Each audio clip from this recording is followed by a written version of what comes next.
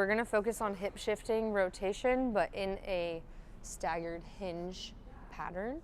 So when we get into the staggered hinge, so that just means your feet are staggered like this, and then the hinge is in your hips.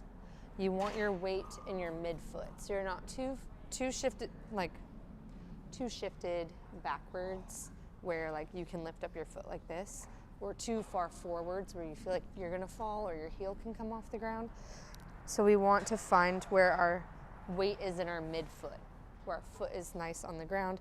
We can still feel a stretch here. So we're in the staggered hinge, and then we're gonna shift our hips this way, where we're opening and closing. So we're gonna feel a stretch in our glute medius, which is on our side, and we're also gonna feel it in our hamstrings and everything else that's connected to that part of the hip and the leg.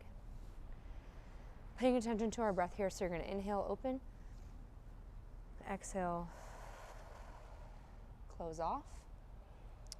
If you want to progress this or hold on to something, so like you could hold on to whatever it is, a table, the couch, you can do this with your foot completely off the ground, opening up your hip this way and then closing it off toward the floor.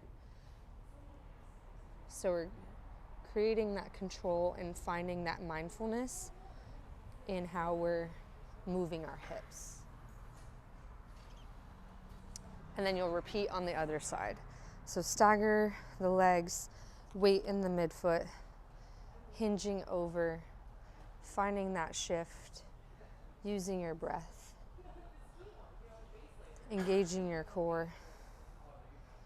And then if you want to progress, you can tilt over completely, making sure you start with your hips down and then open them up, close them off, using something for balance if you need, which you likely will. This is extremely challenging without holding on.